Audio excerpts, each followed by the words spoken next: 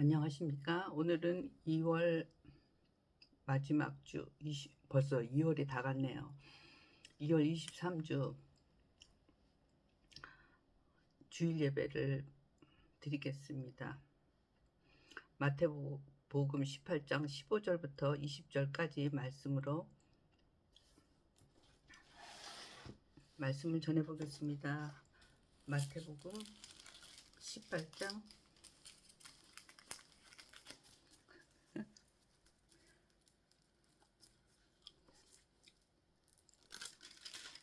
잘 안 넘어가요. 책장이 공부하기가 싫은가 봐요.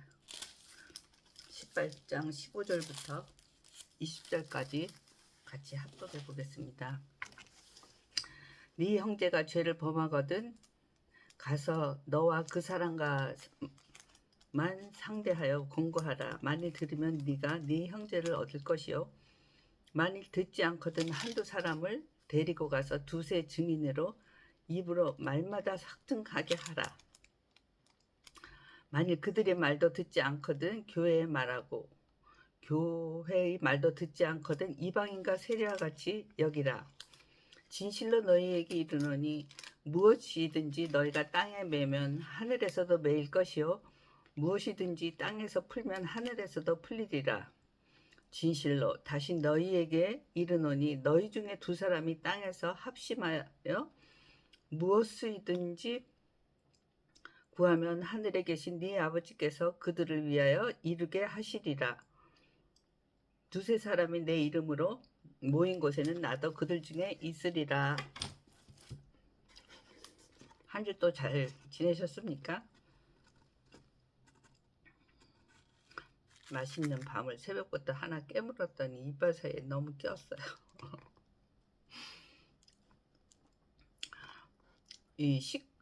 다른 절보다도 19절 20절은 속 내용과 관계없이 너무 유명한 구절이라 많이 들어보셨을 것입니다.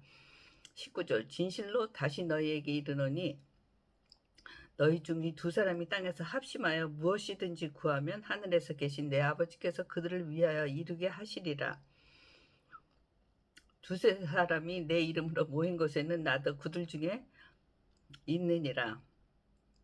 이 두 구절은 그리스도인들이 주로 예배를 드리거나 모임이나 교제할 때 자주 언급되는 말인데 특히 소그룹이 모여서 기도를 할 때 많이 인용되는 구절입니다. 비록 모여서 있는 인구는 사람 수는 적을지라도 주께서 그들과 함께 하신다는 뜻으로 이해하고 그들을 축복해 주는 말로 주로 쓰입니다.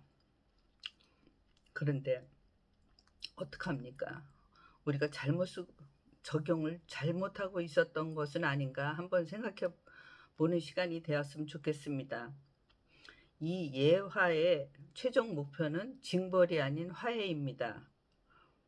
아니, 모여서 기도하면 하나님께서 다 들어주신다 해서 좋아했는데 뭐가 화해고 징벌이고 또 벌 받는 건가? 뭘 또 화해를 해야 되나? 좀 엉뚱하지 않습니까?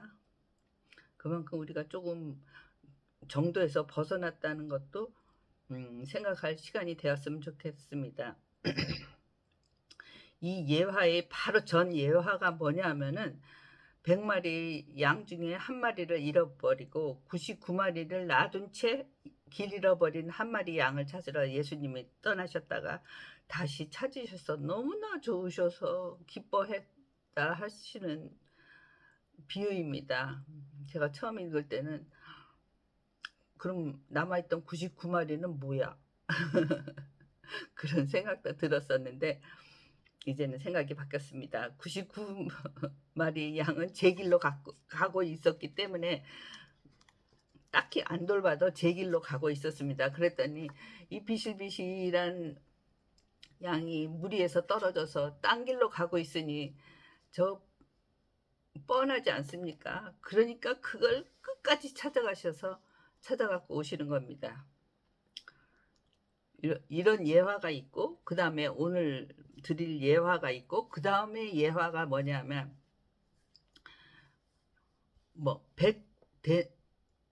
100달란트, 100달란트를 어떤 사람이 꾸었습니다. 부자한테. 그랬는데 빚을 갚아야 되는데 갚지를 않습니다. 그리고서는 와서 통사정을 하는 겁니다. 한 번만 살려달라고. 그래서 이 부자는 정말 흔쾌히 그 사람의 100달란트, 지금 우리나라 돈으로 쉽게 얘기하면 단위는 잘 모르지만 수십억 정도의 돈을 변제해 줬습니다. 그냥 없던 거를 해주셨습니다. 얼마나 큰 기쁨입니까? 좋아서 덩실덩실 춤을 추고 나오다가 자기한테 100데나리온, 지금으로 말하면 100만 원이 될지 말지 한 돈을 꼬간 사람이 앞에 있는 겁니다. 그러니까 눈이 뒤집어져 갖고 빨리 너 멱살을 잡고 빨리 너 내 돈 내놔 하는 것입니다. 그걸 빚을 탕감해준 부자의 일하는 사람들이 봤습니다. 그리고서 부자한테 가서 얘기했더니 부자가 노발대발 하시면서 다시 잡아들여 오라 그래놓고 그분한테, 그 사람한테 빚 갚고 형량도 지내라 해갖고 감옥소에 가뒀답니다. 아이고, 근데 누구누구 탓할 것도 없이 우리가 다 그렇답니다. 인간 속성이. 받을 때는 흔적도 없이 받아버리고는 내놓을 때는 그냥 자기 돈 주는 것처럼 아까워서 이처럼 자기가 징계받는 용서를 모르는 예화와 길 잃어버린 양, 한 마리의 양의 예화 사이에 껴있는 오늘의 예화를 보겠습니다. 그러면 오늘은 형제가 범죄를 저질렀을 때는 어떻게 해야 되나 하고 예수님께서 가르쳐 주십니다.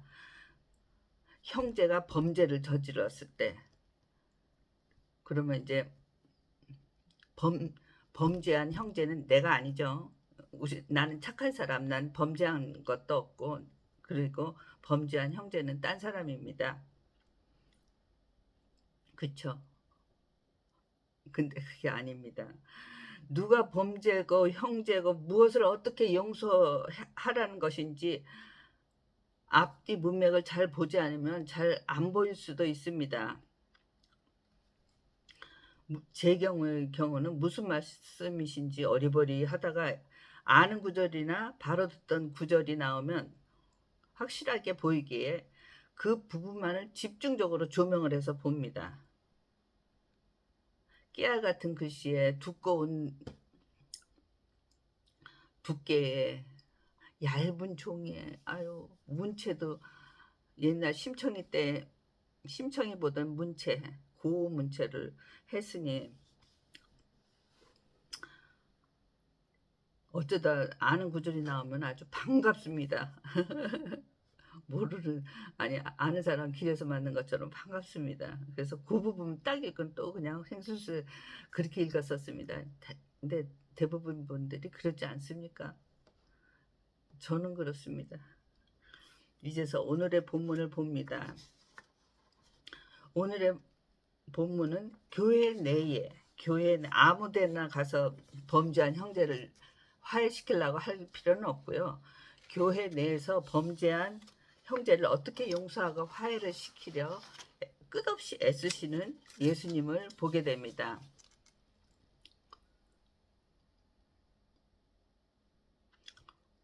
범죄한 형제가 누구라 그랬죠? 내 앞에 있는 저 철수 엄마, 내 옆에 앉아있는 영희 엄마, 나는 아닙니다. 모두가 내가 상대방이 있는 범죄 형제일 수도 있다는 것을 우리는 기억해야 합니다. 우리 모두가 범죄한 형제들입니다. 오늘 설교를 위해서 말씀 묵상 중에 저를 생각해 보았습니다. 하나님 하지 말라고 하는 걸 겁없이 했습니다. 하라고 한 거는 슬쩍 안 하면서 아무렇지도 않게 넘어갔습니다. 항상 기뻐하라고 하시지만 낙담과 근심 속에 살고 있습니다. 쉬지 말고 기도하라는데 기도하다 잠자고 있습니다. 범사에 감사하라고 하셨지만 매번 불평만 늘어놓습니다. 주일에는 거룩하게 예배하라고 하시지만 예배 자리를 지키지 못한 적이 많았습니다. 형제를 판단하지 말라고 하셨지만 우리는 하나님이 되어서 형제를 판단하였습니다. 하나님만 사랑하라고 하셨지만 세상 것들을 더욱 사랑했습니다. 우선순위를 하나님께 두라고 하시는데 말로만 우선순위를 두고 행동으로는 하나님을 뒤로 밀 때가 얼마나 많은지 모르겠습니다. 그 외에도 하나님 말씀을 얼마나 못 지키고 사는지 모르겠습니다. 이상의 죄 짓는 현장의 범인은 성도분들이 아니라 바로 저입니다. 이렇듯 교회 당내의 죄를 짓고 서로 갈등 중에 있는 사람을 어떻게 다뤄야 할지를 가르쳐 주셨는데 죄로 인해서 파괴된 관계를 회복하고 화해를 이루기 위해서 취해야 할 실질적 단계를 예수님께서 가르쳐 주시는데 예수님 IQ가 얼마이시지 참 궁금합니다. 맹사에 들어가려면 150이어야 된다는데 우리 예수님은 한 250 정도 되시지 않을까 그런 생각이 또 들기도 합니다. 예수님께서는 그 범죄한 형제가 갈등과 파괴를 일으킬 때 그 범죄한 형제를 어떻게 다루느냐. 첫째, 만일 어떤 형제가 죄를 범했다면 당사자하고만 화해를 모색하라는 겁니다. 다른 사람에게 얘기하지 말고 1대1로 그 사람한테만 얘기하라는 겁니다. 근데 우리가 어디 그렇습니까? 나쁜 일, 남 안 좋다는 일, 아주 그냥 듣는 즉시 말하지 마 하는 말까지 덧붙여서 나는 분명히 한 사람한테 얘기했는데 얼마 되지 않아 모든 사람이 알고 있게 그렇게 되더라고요. 일단 내 입에서 나온 말은 다 알고 있는 거라고 생각하시는 것이 맞다고 생각합니다. 다 알고 있습니다. 난 한 사람한테만 얘기했는데 예수님께서 말씀하신 그리스도인들의 용서와 화해의 첫째 방법은 개인적이고 은밀한 권고에 있습니다. 이렇게 하면 당사자의 죄가 다른 사람에게 퍼져나가지 않도록 보호하면서 화해를 이룰 수 있는 것입니다.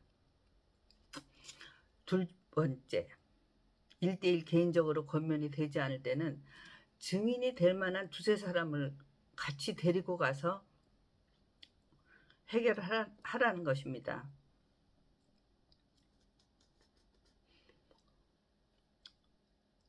증인이 되려 거나 증언이 되려 하면은 두 사람 이상이 돼야 되고 한 사람은 안 됩니다. 두 사람 이상이 돼야 되고 그 두 사람의 말이 완전 합치가 돼야지 증언으로 채택이 됩니다. 그래서 여기서는 이제 한 사람 갖고 안 됐으니까 두세 사람이 가서 말을 하고 어떠한 판결을 내주는 것입니다. 이는 범죄한 형제를 배려하는 마음으로 최대한 이 문제를 신중하게 다루라는 의미입니다. 첫 번째는 범행한 형제를 보호하면서 범죄한 형제를 보호하는 차원이 높은 거고, 둘째는 그 사건이 아주 심각한 거라는 것을 신중하게 하라는 것을 강조하는 것입니다. 첫 번째 1대1, 두 번째 1대2 내지 3. 그래도 말을 안 듣습니다. 공고를 받아들이지 않을 때는 이 범죄한 형제를 교회에 넘기라고 하십니다. 그럼에도 끝까지 거부한다면 그를 불신자와 같이 여기라 하십니다. 오늘 말씀에서 범죄한 형제와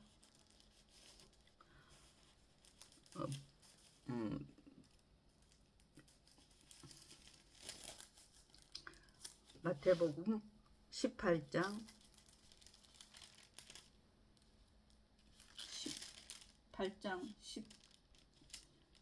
18장 18절을 같이 한번 읽어보겠습니다.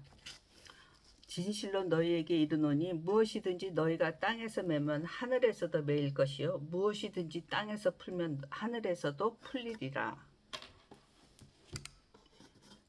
매고 푸는 신적 권위를 교회에다 주셨습니다.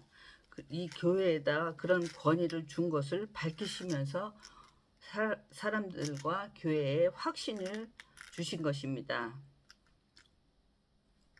그러므로 20절, 21절은 어떻게 되냐? 두세 사람만 모여서 기도하고 예배드려도 모두 간구하는 모든 것을 하나님께서 들어주신다는 19절, 20절의 말씀은 어떻게 이어져야 하냐면 반드시 두 사람 이상의 일치된 기도가 필요하고 하나님은 반드시 여기에 응답하실 것이라 말씀하십니다. 이렇게 두세 사람이 예수 그리스도 이름으로 모여서 죄의 문제 혹은 징계 문제, 참 어려운 문제죠. 어려운 일을 하는 하늘에 계신 아버지께 간구를 하면 가장 중요한 것은 그 가운데 예수님이 함께 하신다는 것입니다. 그 약속을 해주신 것입니다. 교회야 겁내지 말고 너희 판단에 맡긴다 라고 하시면서 하나님께서는 교회에 이렇게 사건을 메고 또 사건을 풀 수 있는 그런 신적 권위를 교회에 주신다고 말씀하셨습니다. 말씀 맺겠습니다. 오늘 말씀을 통해서 예수님께서는 우리에게 정말 살아가면서 필요한 귀한 은혜를 가지고 주고 계십니다. 말씀을 보면 범죄한 형제가 저지른 죄가 무엇인지에 대해서는 전혀 언급된 바가 없습니다. 오늘 말씀의 핵심은 형제가 범한 죄가 어떤 죄인가가 있지 않은 것이 아닙니다. 오늘 말씀의 중요 핵심은 범죄한 형제를 어떻게 세울 것인가, 어떻게 범죄한 형제를 회개하게 해서 온전하게 살릴 것인가, 이것이 오늘 말씀의 핵심입니다. 이번 한 주 평안하고 건강하신 주일 되시기를 축원드립니다. 기도하겠습니다. 사랑과 은혜의 하나님 아버지, 오늘 또 다른 하나님의 뜻을 알게 하는 눈과 귀를 열어주시니 감사합니다. 늘 새롭고 은혜로운 말씀들에 눈과 귀가 열려 언제 어느 때고 괴로우나 슬프나 말씀이 생활에 적용되는 삶 살게 하여 주시옵소서. 새로운 한 주 평안과 건강과 위안이 가득 찬 일상을 이루시도록 예수님 이름으로 기도드립니다. 아멘. 감사합니다.